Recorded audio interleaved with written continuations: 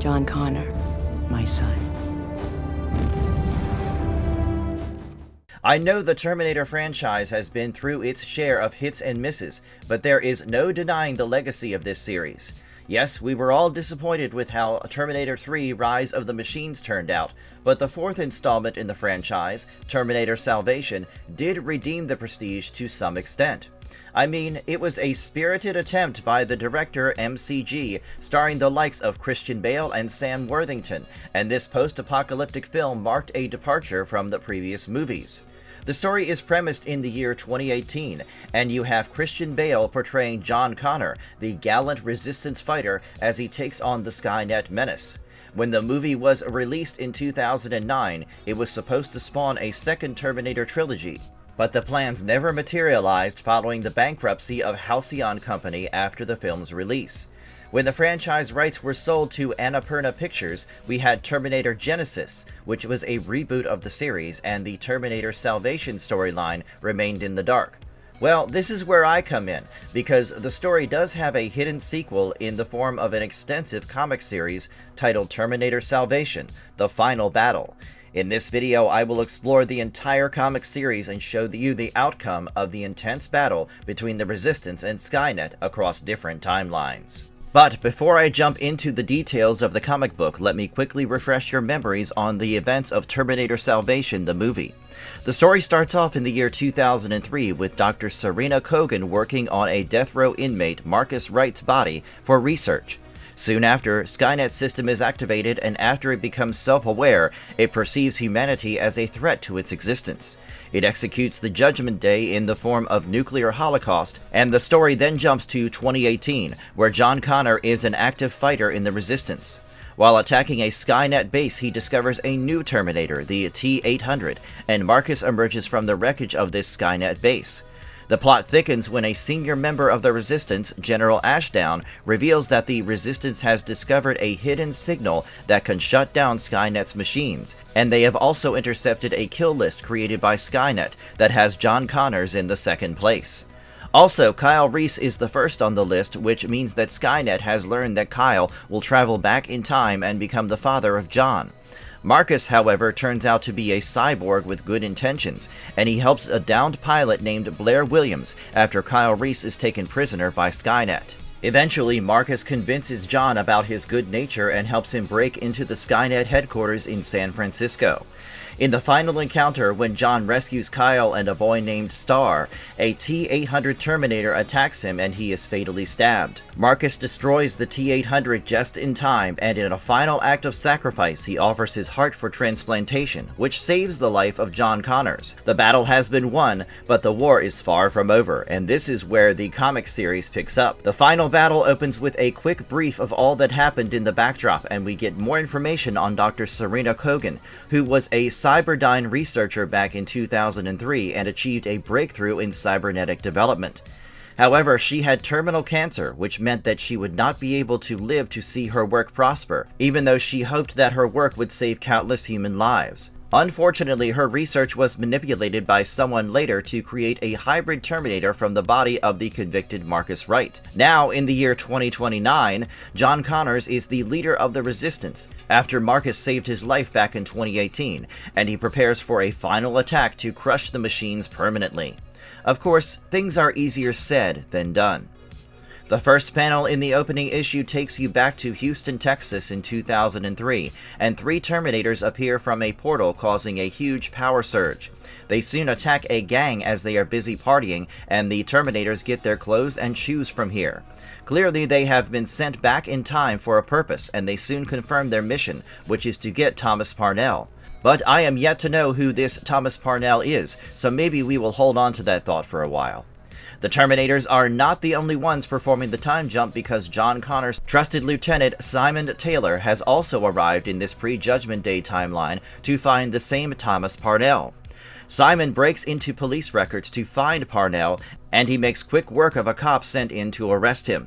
By now, I am already invested in the story because of how it intends to balance the final attack in 2029 with some events from the pre-Judgment Day era back in 2003. Before leaving the facility, Simon remarks how they are in the endgame, suggesting one final showdown. The story then takes us to the present timeline, which is 2029, Colorado. Here, John Connor is seen rallying his troops with some hope. He suggests that they can finally win the war once and for all.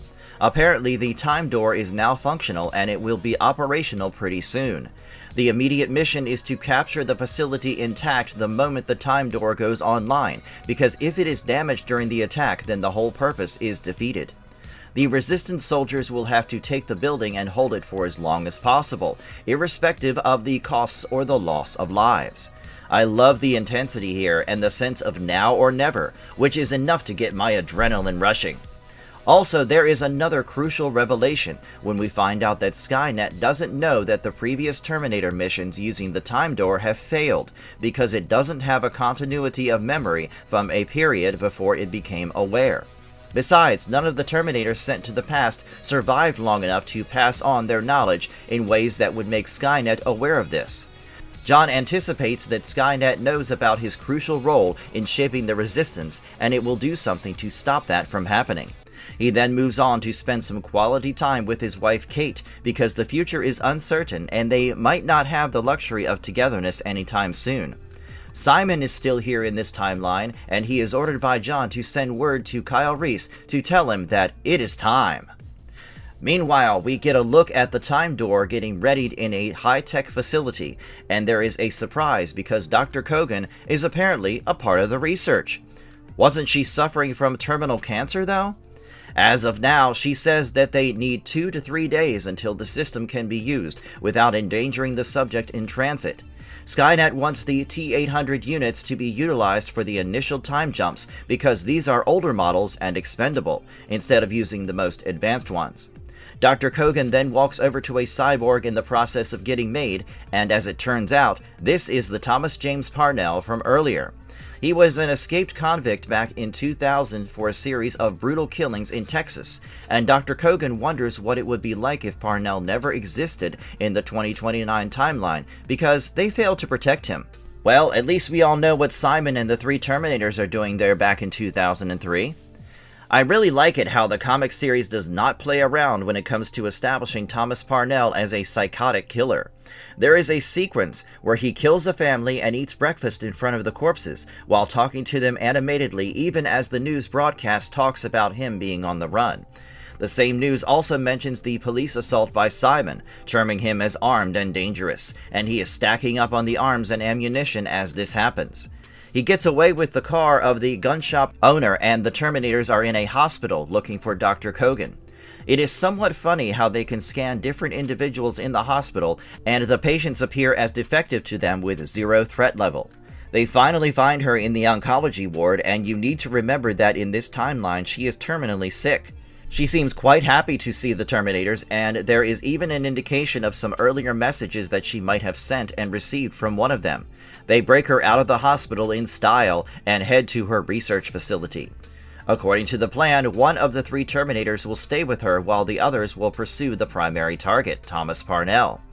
The next bit of flashback gives me a lot more context of the situation, because we see Dr. Kogan getting news that she only has 6 months to live.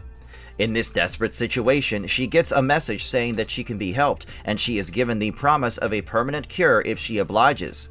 Meanwhile, Simon is also looking for Parnell, and he hasn't had any luck so far.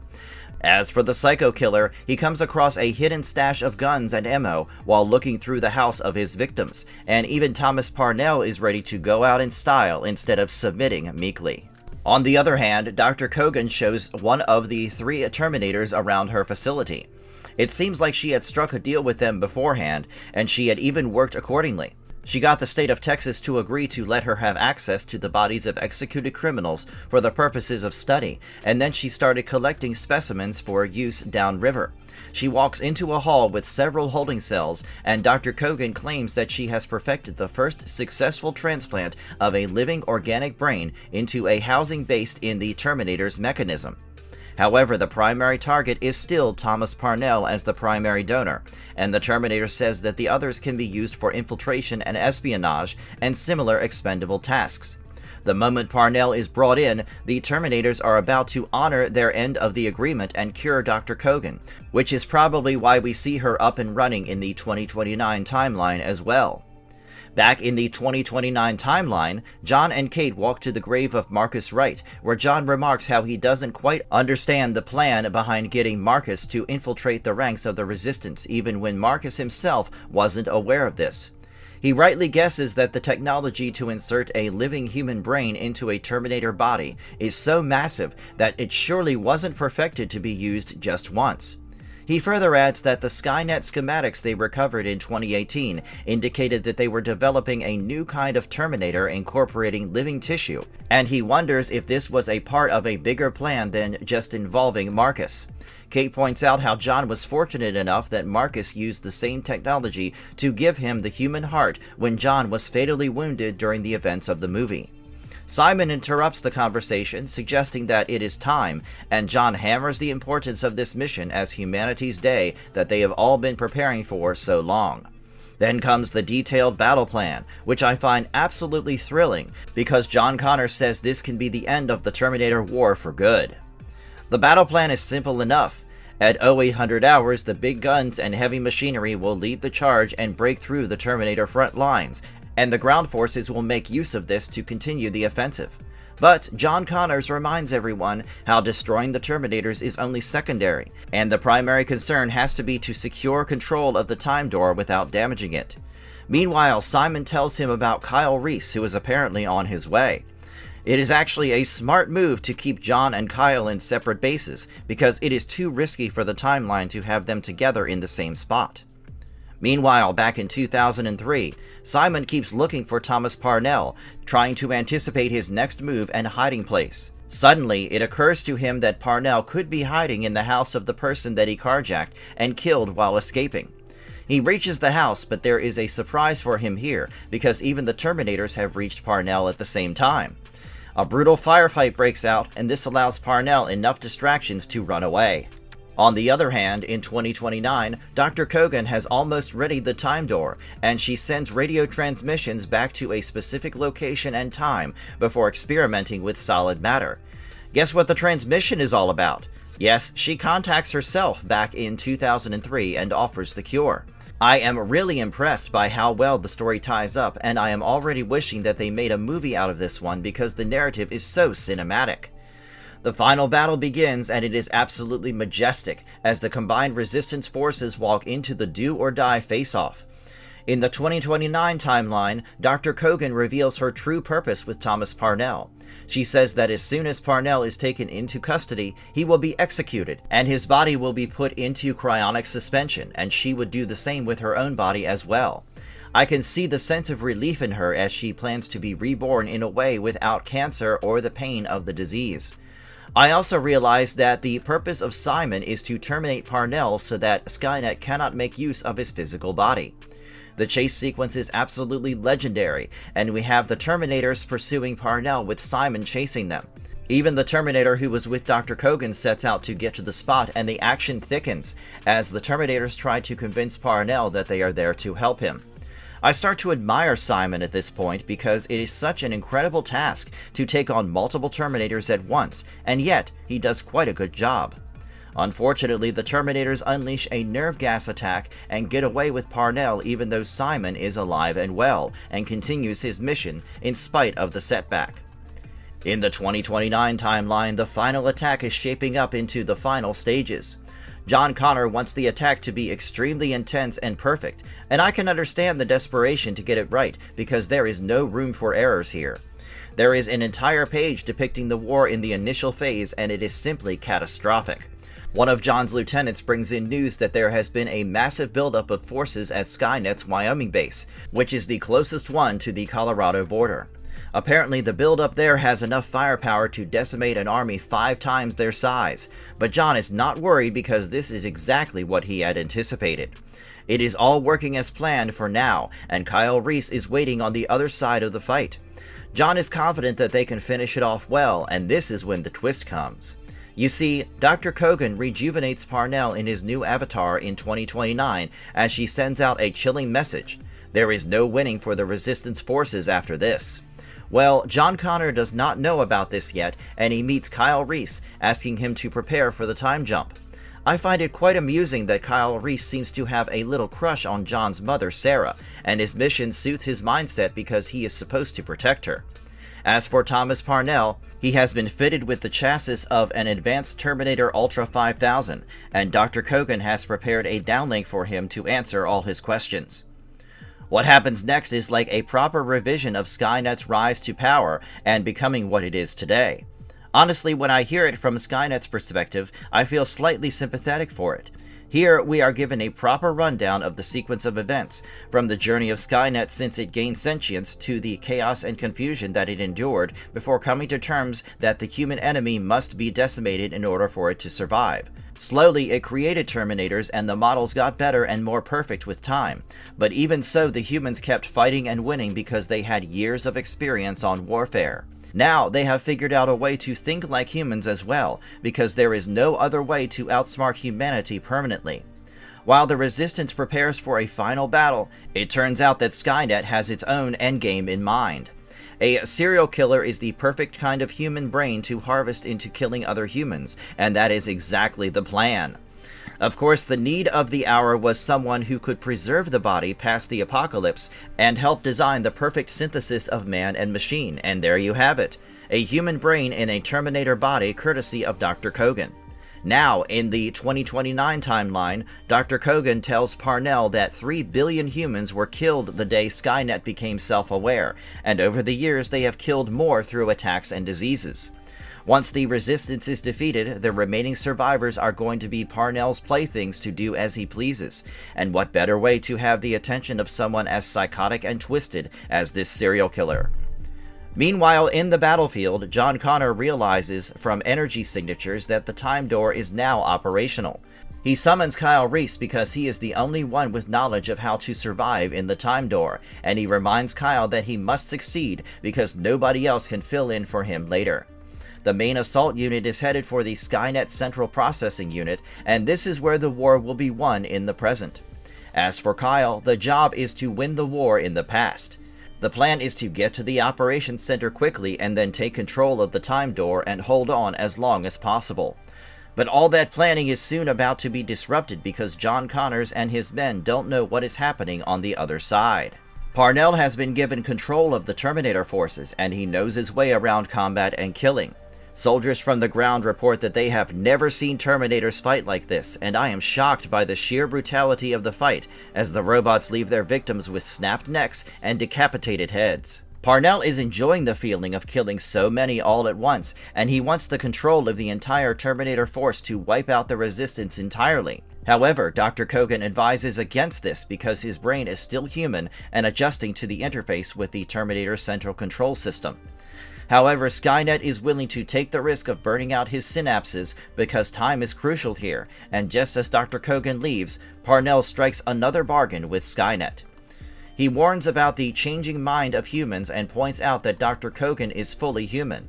He wants Skynet to set him up with a hard-link connection to the control interface so that it cannot be broken even if Dr. Kogan changes her mind later. This seems like a rational request for Skynet, and it obliges.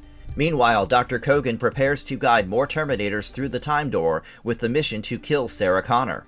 I mean, I do understand the urgency because if they can make sure that John Connor is not even born in the past, it makes Skynet's dominance so much easier. The battlefield is now looking like a gory bloodbath with mutilated bodies and remains of Resistance fighters. John and his men are shocked to see this because this is not how machines fight, and it looks like someone really enjoyed the whole killing process. Luckily for them, they still manage to breach the facility, and Skynet immediately orders Dr. Kogan to retreat because it cannot afford to have her in enemy hands. John and Kyle Reese reach the time door, and it is time to execute what they had planned for so long.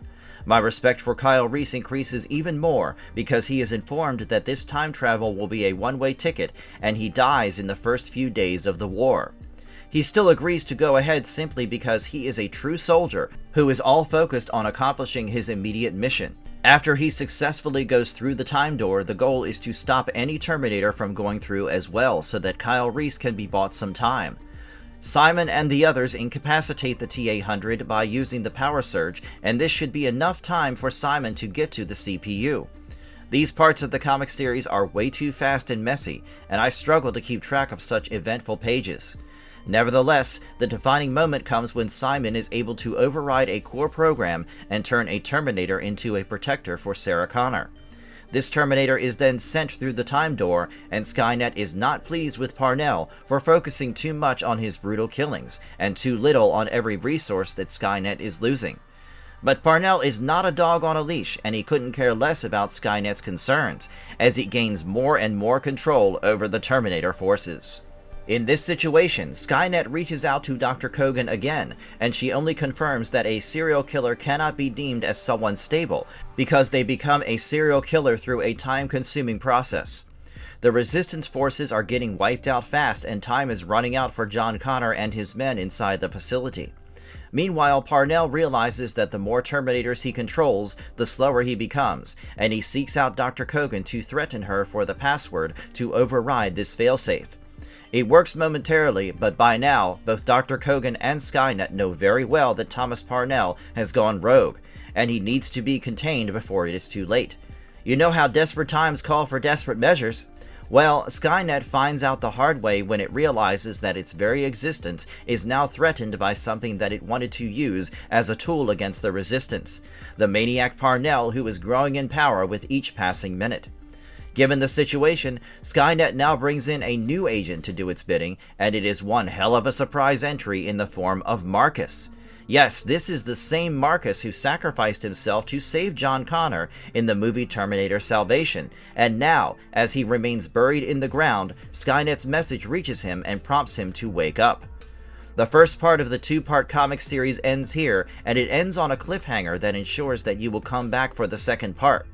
Yes, half the plan is executed for John Connor, but the threat still remains as great as ever. Can he find a way to bypass the evil killing machine Parnell, and can Simon or his fellow comrades lend him a helping hand in this final battle? Well, let's find out! I think the twist that comes at the end of the first part of the comic series is absolutely epic, and I never expected Marcus to make a comeback. However, he does, and the second part begins with a lot more context in this regard. For starters, Marcus wasn't really dead and gone permanently, such was the nature of his anatomy. It is a dramatic moment when Marcus reaches the Time Door facility in the 2029 timeline and tempts John Connor and his men to open the door to him. He admits that he has been sentient and aware partially the whole time, absorbing everything that has happened till the time Skynet called out to him. He would have ignored the message from Skynet, but he thought that it was too important and had to be shared with John Connor. And then comes the most shocking revelation. As it turns out, Skynet wants the unthinkable, an alliance with John Connor to get rid of the threat of Wayne Parnell. It is almost unbelievable at first for John, but Marcus explains the logic behind this decision. Parnell has effectively become a Terminator, and he is one of the most dangerous kinds. Skynet is helpless with over 80% of the Terminators controlled by Parnell, and it now needs someone who is the finest Terminator hunter. Who better than John Connor for the job? But Skynet doesn't just want his help, but wants him to really go out of his way to get it done. It wants John to go through the time door and head to the past, where Parnell can be stopped before he becomes so threatening to Skynet. The deal is worth pursuing for John because the destruction of Skynet at the hands of Parnell would also mean the destruction of humanity, given how twisted and deranged he is. But the risks are far too high, and this is John Connor we are talking about, the leader of the Resistance. Can there be another way aside from risking his life to eliminate Parnell? Well, the other way out almost shows itself when Parnell's controlled Terminators show up inside the Time Door facility. Time is running out fast, and the maniacal Terminators attack relentlessly, causing heavy damage to the Resistance forces inside. At this moment, some of the debris fall on John Connor, and there is no way that he can make the Time Door in time. Thus, it has to be Simon, and the jigsaw puzzle just falls into place because the comic series began with Simon going after Parnell along with the three Terminators. The loyal soldier promises to get the job done and passes through the Time Door, but he doesn't exactly get lucky with that. You see, Parnell is not your regular psychopath, and he is quite intelligent as well. He anticipates the move and makes sure that the mission fails from the very onset. Simon is killed in the past timeline, and the results do not change for the Resistance in this fight. Even Skynet is more cornered than before, and it is up to Marcus and John and the handful few fighters to set things right before Parnell takes over completely. Meanwhile, in the past timeline, Parnell gets arrested and Dr. Kogan walks up to him with an offer that might just interest him. She makes sure that even after Parnell is technically dead, every neuron in his body is perfectly preserved. In the past, Dr. Kogan is given a false assurance by the Terminators that the new world that they have built after the war is beautiful, but Dr. Kogan can see through their lies. It is just that for her, there is no greater motive than living past her terminal cancer, and I cannot really blame her because the suffering is so agonizing. Now that the job is done for the three Terminators, they realize that for the mission integrity, it is essential that their presence is never detected, and since their programming does not allow self-termination, they just walk into the ocean. There is a moving sequence when a female Terminator looks up while walking into the water. She watches a flying seagull in the setting sun and wonders if that is what beauty is. This moment almost makes you feel like poor little robots, even though they have unleashed so much hell on humanity. In the 2029 timeline, the attack is not exactly shaping up as planned. John decides to retreat and regroup because that seems like the only option for now. Meanwhile, Parnell has something else in mind, and he has used Skynet's own AI design system to come up with a new chip system that will seal the deal for him. He needs Dr. Kogan to install it for him, and refusing him is not an option because he has a Terminator with an anti-aircraft gun pointed at her. She has to oblige, and John is not doing too well either because the troops that have retreated see the whole mission as rather pointless. John takes Marcus aside and consults with him about their future course of action, because if Parnell is allowed a free hand, he will finish the Resistance in the next 48 hours. He asks Marcus to patch him directly with Skynet, and this is a conversation that almost feels unreal. Two of the greatest enemies talk about an alliance because that is the only way now to get past Parnell.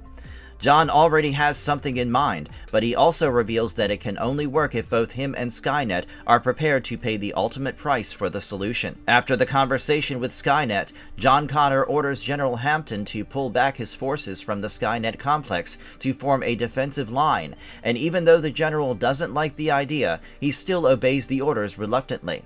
John plans to lead a small team using the distraction of the withdrawal and hit a section of the complex that is not well defended. He also asks for a female body that is blown to bits such that it can no longer be recognized. I realize that whatever John has planned is too dangerous because he points out that in case he fails, he wants Marcus to take care of his wife and son. Meanwhile, Dr. Kogan is being held by a Terminator on the orders of Parnell, and suddenly John, Marcus, and a handful of men blast through the facility and free her. They replace her with the mutilated body of a woman so that Parnell thinks that she is dead. The meeting between Marcus and Dr. Kogan is not really pleasant because the former holds her accountable for her work on Parnell, even though she sees him as the beginning of the journey. The next part is what I find almost unthinkable, because it shows how far John is willing to go to save humanity. When a group of Terminators appear, he realizes that these are not yet controlled by Parnell, and he surrenders along with Dr. Kogan.